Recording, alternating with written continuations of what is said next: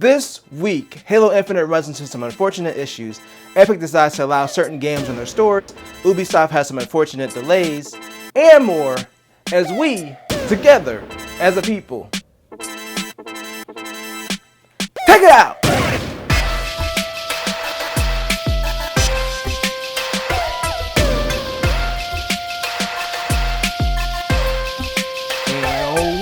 Welcome to another sensational Sunday. I'm Mike, and let's hop into the gaming news this week. Let's talk about Halo Infinite. So, as you know, Halo Infinite, they have had some unfortunate delays, especially with the co-op multiplayer and some of the Season 2 stuff not being on time. We still don't have Forge mode. People have still been enjoying the game. I think people are starting to get a little bit unhappy with it. So this is like the worst time to have a big issue. Well, yesterday, a software developer and an Xbox ambassador named Nico pointed out that he noticed something weird about Halo Infinite. So they initially discovered that it was using a bunch of data, like up to a gig per match.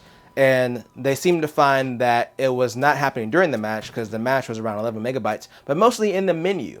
So of course, then Reddit got involved and they started looking into it. What's been speculated, this is all speculation as far as the Reddit part, that it seems that it keeps re-downloading the Season 2 banner on the menu. So some users were finding it was like 300 megabytes of data use, which is obviously a huge issue, especially for people that have data caps. Now, Microsoft did promptly respond. They initially said that this was going to be fixed in an August update. Now, of course, as predicted, people got mad because August is a long time, especially if you want to play the game and it's using gigs of data. Like if it's using like a gig per match and you're sitting there playing for hours, yeah, that's going to eat up your data really, really quick. They have since released a temporary fix. It did say still the full fix will be out in August, but it seems to have dramatically reduced the amount of data being used. The same user that initially reported it, Nico, tested it and said, yes, it's dramatically less than before, but still be on the lookout for it if you are playing Halo Infinite, especially if you have a data cap. If you have a bunch of data being used while you're playing Halo Infinite, that might be a red flag. So it seems like it might be kind of fixed, but not fully fixed. There's probably still a few more things that they have to fix so it's not using that much data.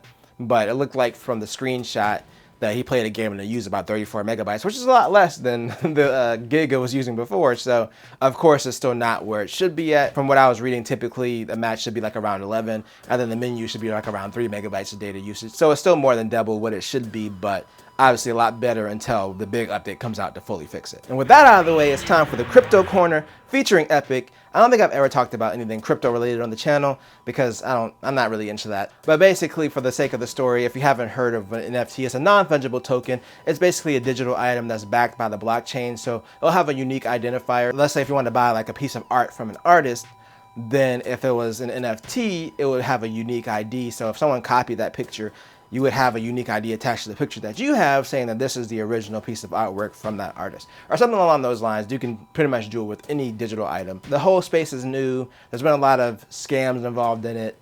Not saying that NFTs are good or bad, it's just that the space is new right now and it's still being figured out. Then there's also the element of power consumption because of mining, etc. for cryptocurrency. So it's a whole thing that I'm not gonna really jump that much into, but yes, basically that's what an NFT is. So last October, Valve banned games from Steam that use NFTs. Also, Microsoft banned them apparently from Minecraft, but Epic has taken a different stance.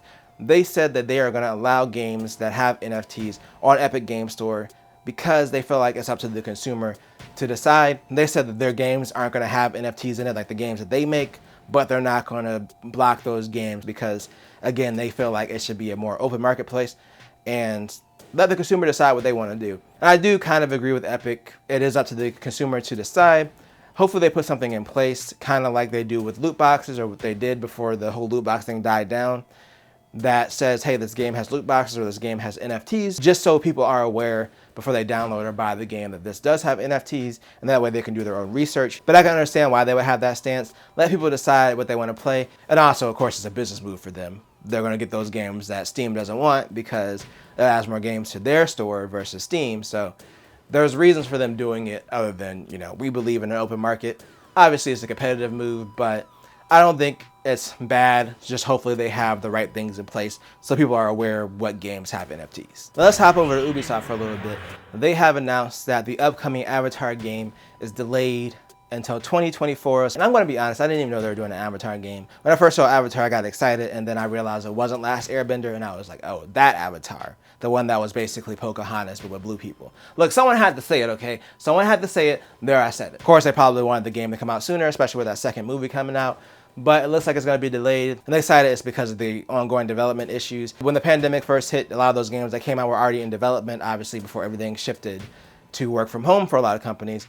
But a lot of the games that are coming out now or in the future probably would have been impacted by the time when everything was closed down. So that's what we're starting to see. That's basically what they were referencing. There's also reports that they cut 2 other games, Ghost Recon Frontline, which was supposed to be a battle royale, and then the Splinter Cell VR game that they were working on. And then there's also rumors that there are 2 other unannounced games that they cut as well. It kind of sucks about the VR game though. I would have been interested in seeing what a Splinter Cell VR game would be. But maybe they'll get back to it at some point once development gets back on track. And in our final story, Valve put out a PSA about the Steam Deck.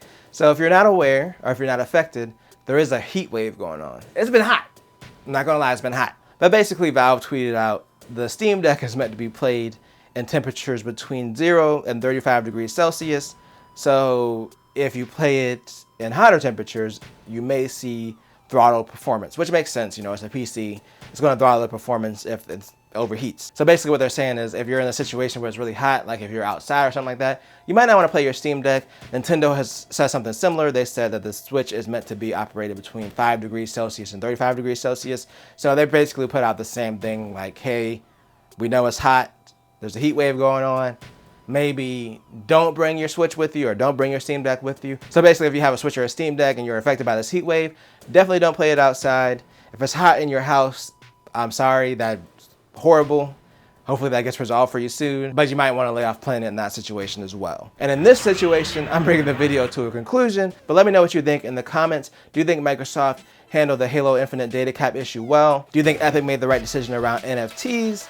Are you disappointed about any of the games that got delayed or cut from Ubisoft? Are you planning to play your Switch outside and hold it up to the sun? Again, let me know, and I'm bringing this video to a close. But if you enjoyed this video, then make sure to tell a friend, tell a coworker, like, share, and subscribe, and hit the bell notification to get notified when I drop a video, and always do at least 2 things at the same time. Peace.